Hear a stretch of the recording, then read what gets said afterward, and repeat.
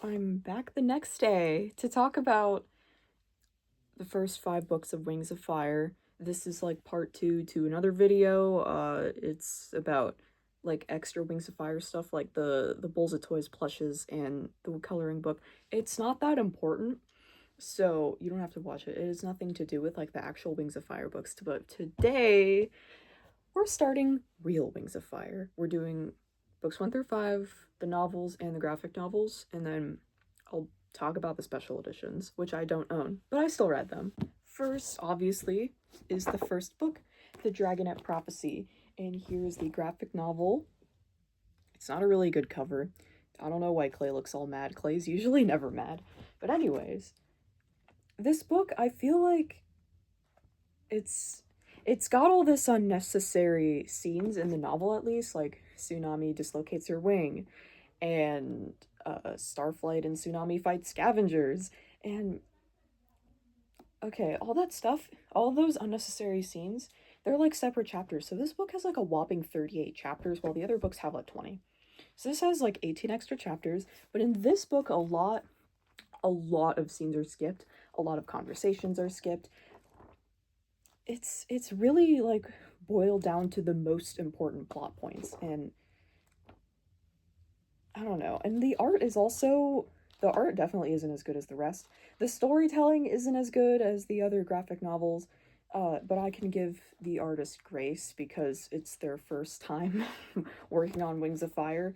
So if you read the graphic novel without reading the novel first, you'll probably be a little confused. I read the graphic novel before the novel, and although I loved it, I was confused on what the Talons of Peace were. I couldn't get sorry. I couldn't tell Kestrel and Queen Scarlet apart. Uh what else did I have problems with? Okay, I was also confused on the Dragonets of Destiny because Sunny was barely in the book at all, and I was like, what, who's Sunny? When I was near the end of the book. So the Dragonets of, like, the whole group could have been included a little bit more, like all of them together. Tsunami was in there a lot, but that was all, and Starflight. But Glory and Sunny weren't in it that much. I feel like they should have been in there more. Peril, I love Peril. I think the reason I love this book was probably just because of the colorful dragons. And I loved all the fight scenes. And also, okay, my friend is reading the same book right now, and he says that all the characters look the same. He was like, there's 2 blue characters, there's 2 orange and red characters, there's 2 black characters, there's yellow characters, da da da da. I have to agree. Some of the characters do look really similar. Like I said, Kestrel and Scarlet looked really similar. But I don't know. Webbs and Tsunami don't look very similar because Webbs is green, Tsunami's blue. Dune and Sunny aren't that similar either because Sunny has green eyes and she's also a lot smaller. Starflight and Morrissey. Starflight's tiny, Morrissey is ginormous and mean. mm, let's see, what else is there to talk about? Well, I guess that's all. I propose that Mike Holmes, that's the author, I think he should make a remake of this book. I think he could do a lot better, like a lot better. Because now his graphic novels now are a lot more faithful to the novels than they used to be. Like this one, this doesn't even have the same prologue as the novel. And he leaves out so much, and the art is subpar. I think he could totally improve a lot more if he redid this book.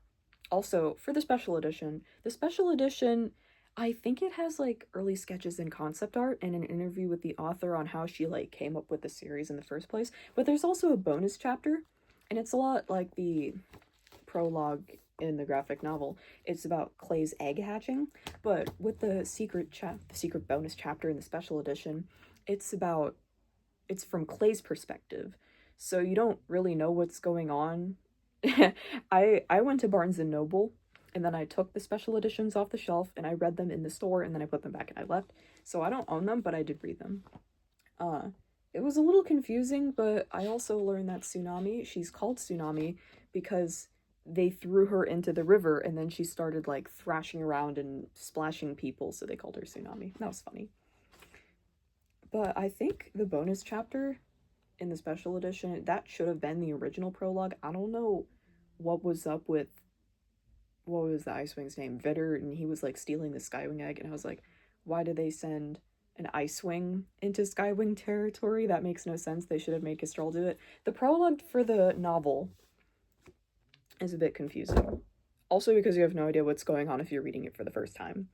So, this book, great start, but I don't know. I feel like there's a lot of room for improvement, obviously, since it's the first book. Next is book 2, The Lost Heir, and then here's the graphic novel. I love the cover of this book. I always have.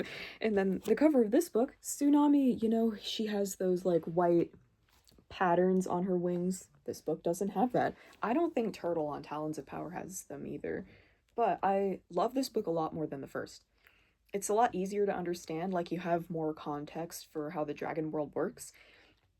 And the art in this book is so much better than the other one.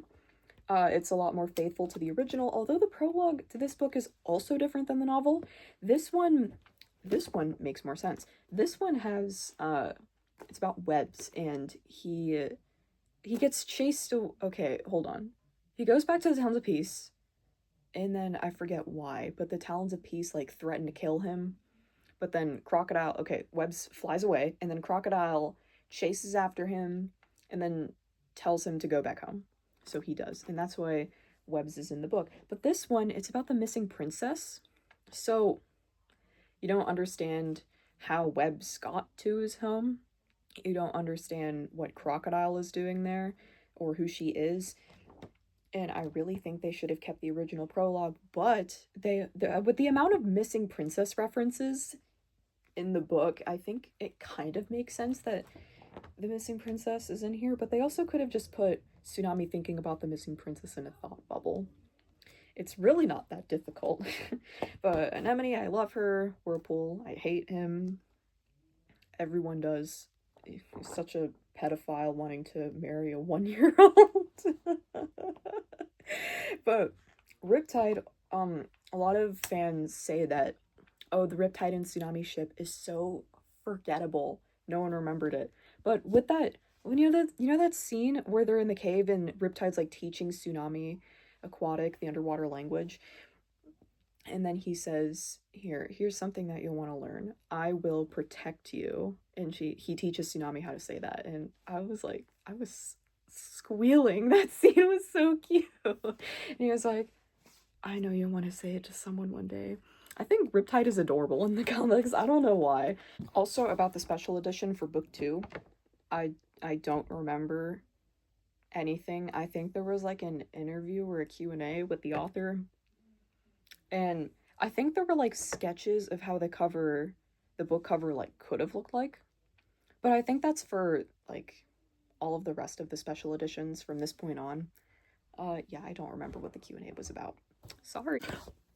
And I also wanted to talk about the princess murders of book 2 and how you were like pointing fingers at a different dragon every time like an egg was murdered or Tsunami got attacked, and like who could have guessed that it was Orca and she was an animus? You wouldn't have guessed. No one no one knew that on their first read. No one would have guessed that. I thought it was Shark who was murdering all the princesses, but no, it was a statue. And the third one is kind of a fan favorite, The Hidden Kingdom. And here is the graphic novel. I think the art style, well, I mean, not really the art style, but I could definitely tell there were some stylistic changes in this graphic novel. Here, I like really noticed it. You see this picture of Clay. There were it didn't really look like that in the first 2 books.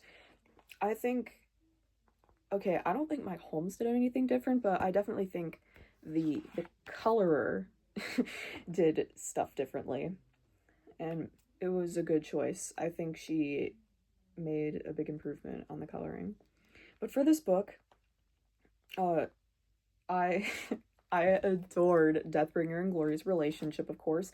I love Kinkajou. I don't really like Shampoo.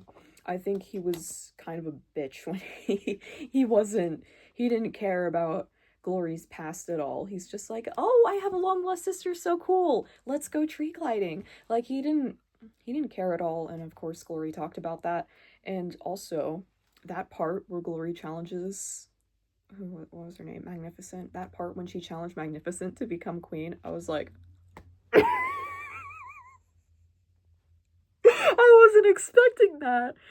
And then once I got to that page, I don't know, it was super late at night, and I was like, wait, I have to keep reading. I need to see what happens.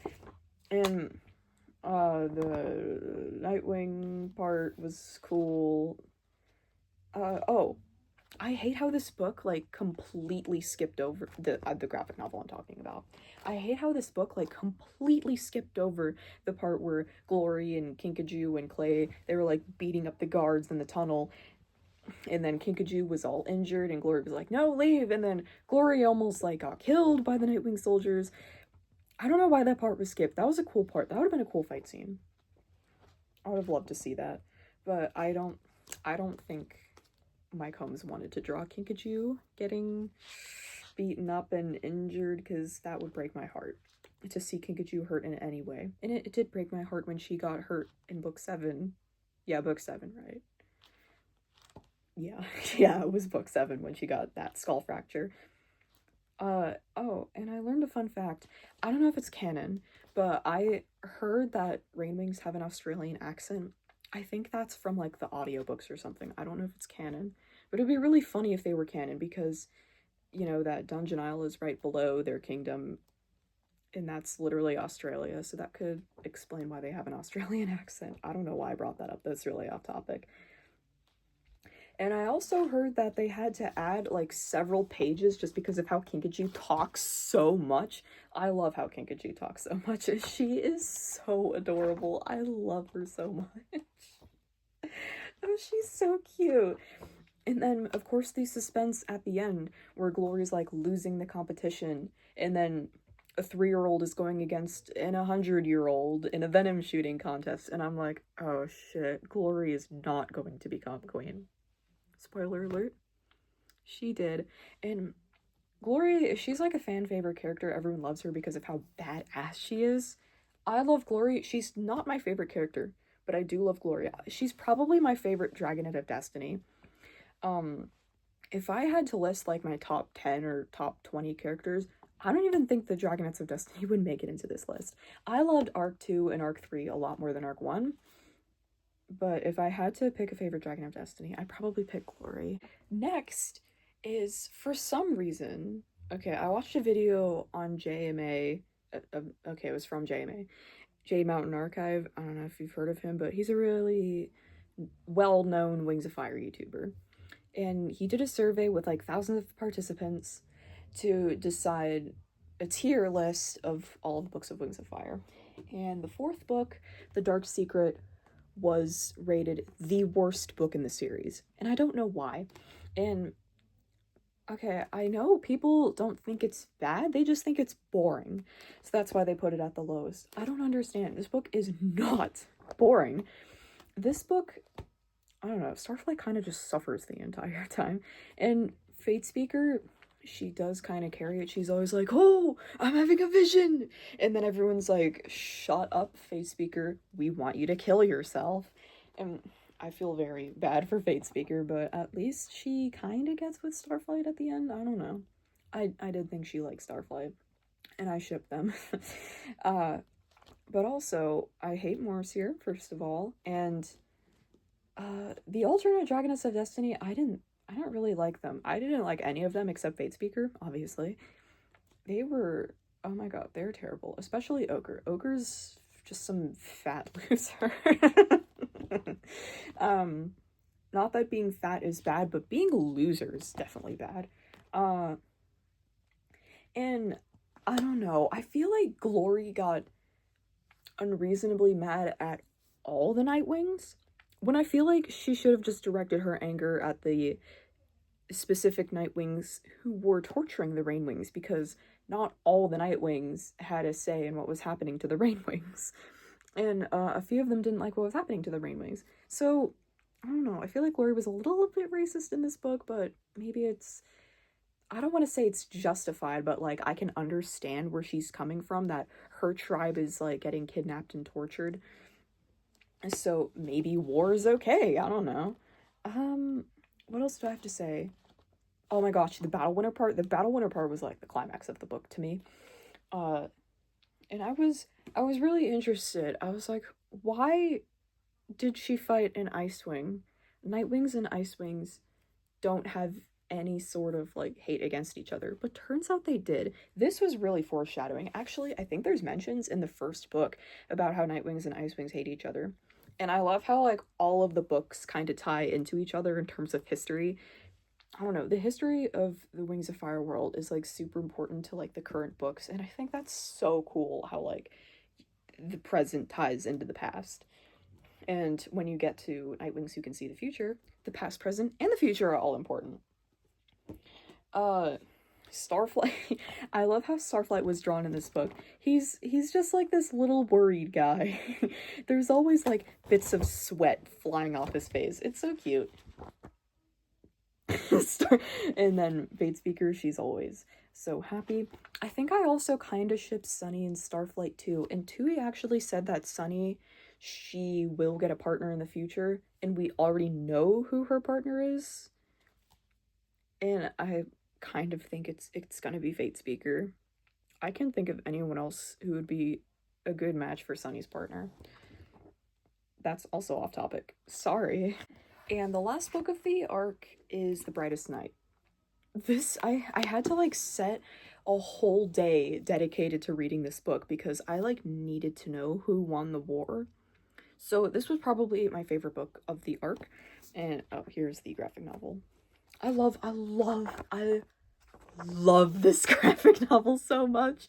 I love the art. Also, there's an Easter egg in here. I don't know if I can find it. Hold on. It's that one with the Sandman with the big hammer, like the comically large hammer. Yeah, I can't find it. I give up. I give up.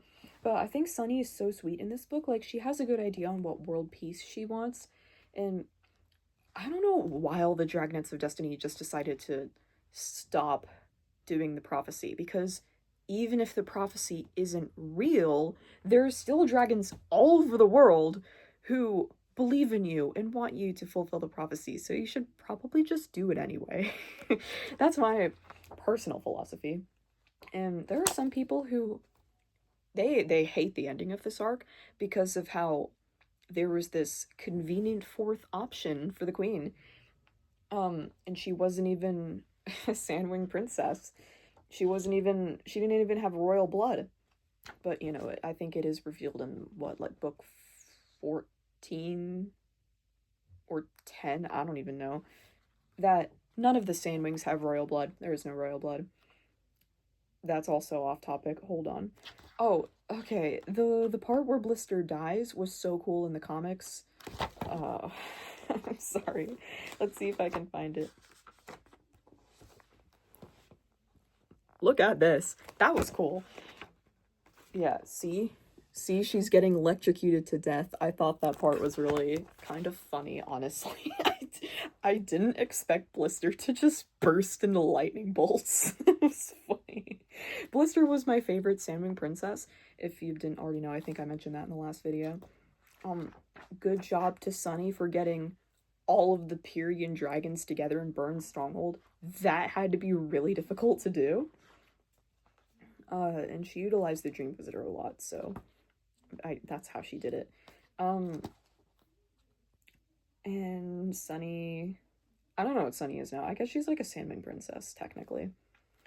And the Dragonbite Viper kills Burn. That was Burn's snake, by the way. That was her gift to Blister. I love Blister's sassiness so much. Actually, I love both of the sisters' sassiness. Okay, so Burn opens the present, and then Burn says, I know your sick, twisted mind blister. You thought this would kill me. So it'll be very poetic when it kills you instead. And then the snake jumps on to burn the other snake, and then Blister's like, oh, didn't I say? I got you too. So I love the interactions between the sisters. It was so funny. It was so funny. This book was awesome. Smolder's also really funny. And I love Rose. Rose is adorable 100%. Also, I love how Peril is in the book. I really wasn't expecting her to just appear out of the sand. That was... And I also wondered, you know how Peril has fire scales, obviously. So if she's buried in sand, and I think you have to, like, burn sand to make glass... This is probably so stupid, but what happens to sand when you burn it? That's how you make glass, right? I don't know. I think I need to research this. I'm probably saying like one of the dumbest things I've ever said. Obviously, you're not just gonna set sand on fire and then you just have a sheet of glass. Like, obviously, that's not how it works. I don't know what I'm saying. My overall opinion on the arc is, while it has a great story, I think the character development could have been a lot better. A lot of people say how Tsunami's character arc was like wasted because she changed, but then after her book, she was the same. Like, the characters, they may have like learned something. Like, Starflight might have become a little braver, Glory might have learned to take a nap once in a while, but like the characters still kind of stayed in their character archetypes. And yeah, Clay, he just turned into the character who just ate food all day.